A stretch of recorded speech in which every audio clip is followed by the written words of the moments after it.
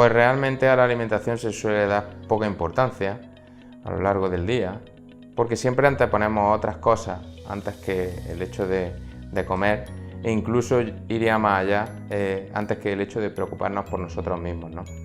Siempre vamos estableciendo otras prioridades, otras preferencias a lo largo de nuestro día y nosotros solemos quedar en último lugar. Esto hace que al final pues, vayamos perdiendo una serie de hábitos que teníamos antes o que generaciones atrás han tenido a lo largo del tiempo y que ahora en este caso pues vemos que prácticamente son inexistentes.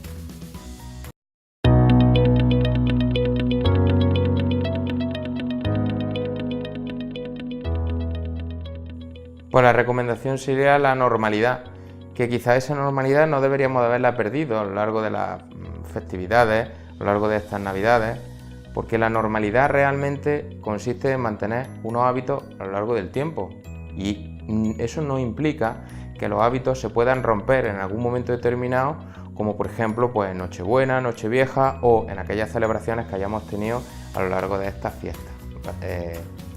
El problema está en que nosotros interpretamos las fiestas navideñas como un exceso continuado de unos 30 o incluso unos 40 días en muchos casos, entonces luego volver otra vez a la rutina pues suele ser bastante complicado, pero quizás deberíamos de partir de antemano que eso no debería de haber ocurrido.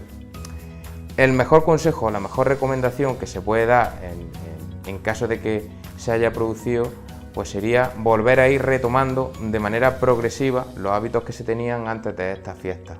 Igual que aquellas personas que han estado de vacaciones y tienen que volver a su rutina laboral y evidentemente en la primera semana se sentirán un poco extraños, pero a medida que va pasando el tiempo pues se van integrando de nuevo en ese día a día, ¿no? Pues desde un punto de vista dietético pues podríamos actuar de la misma forma.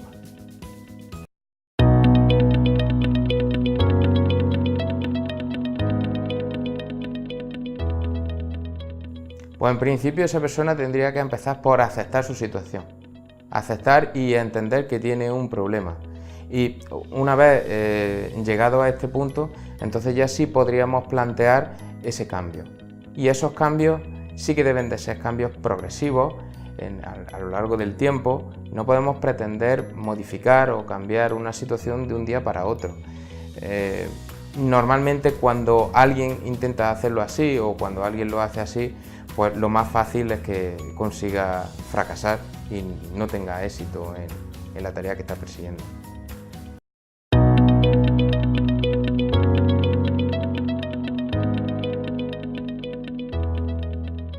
Pues realmente creo que no podemos calificar o que no podríamos definir una dieta en concreto o alguna dieta en concreto como la mejor de todas, por una sencilla razón, porque depende. Y depende fundamentalmente de la persona, depende de sus gustos, de sus hábitos de alimentación, de su rutina deportiva y de su estilo de vida en definitiva. Cuando nosotros vamos buscando esa respuesta en la evidencia científica, en todos los papers, en todas las publicaciones, vemos que se habla de muchas dietas, resultados distintos en función del tipo de dieta. Parece que con una dieta se pierde más peso que con otras dietas, pero luego realmente cuando nos vamos a la práctica clínica vemos que siempre va a depender del paciente y del tipo de paciente y de sus necesidades. Sí que podríamos definir en líneas generales como mejor dieta o como una buena dieta aquella que en su base contenga una alta cantidad de vegetales. Ahí sí estaríamos hablando de una buena dieta, pero dietas que sean, por ejemplo, alta en carbohidratos, baja en carbohidratos, más ricas en proteínas, más pobres en proteínas, deberían de tener todas ese punto en común, es decir, que fuera una dieta rica en plantas.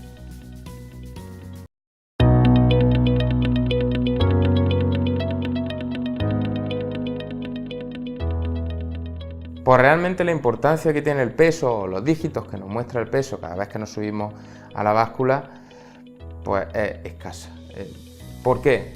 Porque normalmente la persona cuando realiza esa acción de pesarse y ve el dato o los dígitos en pantalla, piensa que ha engordado o que ha adelgazado, pero no piensa más allá, solamente piensa en los números, en los dígitos.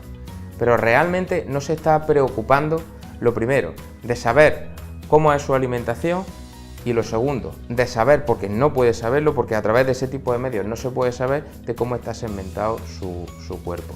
Y podemos poner un ejemplo sencillo, por ejemplo, en el caso de un culturista. Un culturista, vamos a poner que come bien, que realiza mucho ejercicio, de fuerza y que tiene una masa muscular elevada. Si nosotros analizamos sus datos antropométricos a través solo de la variable peso, pues podríamos realizar un falso diagnóstico y podríamos decir que esa persona tiene sobrepeso o que tiene obesidad, cuando realmente no lo es. No es así. Si nosotros estudiamos o analizamos cómo está segmentado su peso, pues veremos o podríamos ver que tiene una masa libre de grasa bastante alta porque ha desarrollado esa hipertrofia en el gimnasio y que sus niveles de masa grasa son correctos, aunque el peso esté mostrando algo que en principio podríamos pensar o nos podría llevar a pensar que estamos en una situación totalmente diferente. Por tanto, la báscula no tiene por qué ser determinante a la hora de evaluar nuestro estado en ese sentido o en ese aspecto.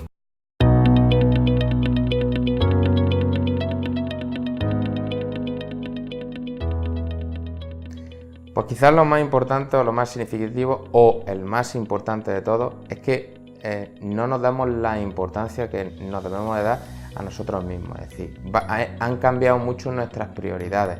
Ahora la prioridad siempre es estar ocupados, hacer cosas, tenemos mucha prisa y no hay espacio o no cabe ese espacio en mi vida para cuidarme, para mirar por mí.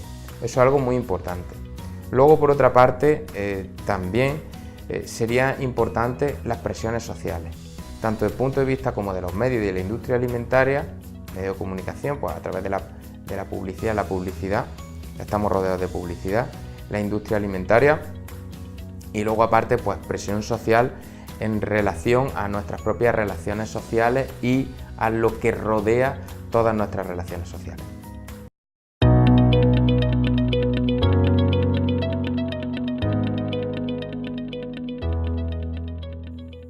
Bueno, las dietas milagro realmente lo que pueden inducir es una rápida pérdida de peso, pero normalmente suelen tener un efecto a medio o incluso a corto plazo en el sentido opuesto. Es decir, tenemos en una primera fase una pérdida de peso, el paciente experimenta una pérdida de peso muy rápida, pero luego, de igual forma que ha reducido ese peso, va a aumentarlo hasta llegar al nivel que tenía inicialmente. Esto, repetido a lo largo del tiempo, pues puede causar ciertos problemas metabólicos y luego además esas dietas milagros sostenidas en periodos de tiempo relativamente largos pues podrían llevar a la persona que las realiza a sufrir déficit, algún tipo de déficit o carencia a nivel nutricional. Y en relación a los suplementos, la gente siempre busca milagros, es decir, nosotros queremos encontrar algo que no funcione, pero a costa de no realizar ningún trabajo, a costa de no esforzarnos. Y eso realmente no existe. La evidencia científica nos muestra que los suplementos no son útiles en relación a la pérdida de peso.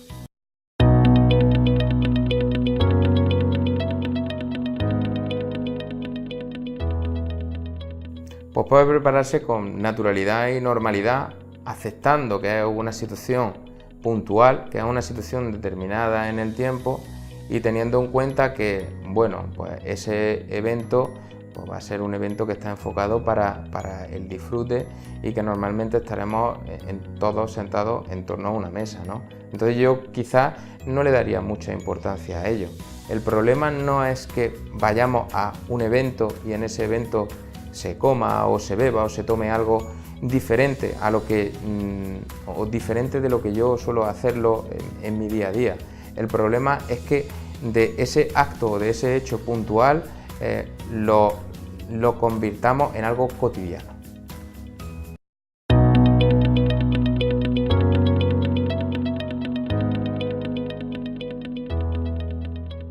Realmente el error está en que el paciente no acepta que es algo o que esto va a suponer un cambio que tiene que continuar a lo largo del tiempo durante toda su vida. Es decir, El paciente entiende que cuando va a la consulta a ponerse a dieta, pues va a ser un proceso temporal que va a tener una duración determinada en el tiempo y que posteriormente, como un día o cualquier día, pues la dieta se termina.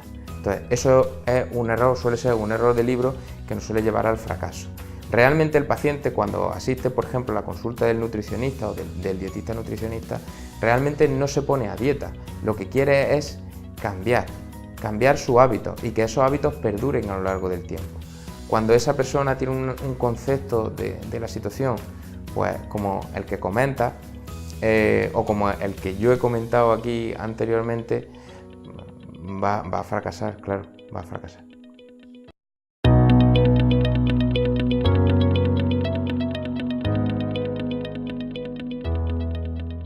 Pues en principio yo les podría recomendar a todos aquellos que quieran unirse al reto que todo el que quiere cambiar puede cambiar realmente. Realmente los cambios no son tan difíciles de llevar a cabo. Quizás es mucho más difícil pensar las cosas que hacerlas. Y también nosotros tenemos que tener en cuenta que va a ser un proceso bastante largo en el tiempo, que los milagros no existen, que necesitamos un determinado grado de esfuerzo, pero que si nosotros vamos trabajando a diario, conseguimos y vamos a conseguir lo que queramos o lo que vayamos persiguiendo. Y que, bueno, pues la motivación es bastante importante. Aquí, a través de los vídeos, pues también intentaremos transmitir esos mensajes positivos, y que sí que es cierto que no vamos a ver resultados a corto plazo. Los resultados requieren tiempo. Y si nosotros asumimos eso y aceptamos nuestra realidad, creo que seremos capaces, o que seréis capaces, en este caso, de conseguir el reto.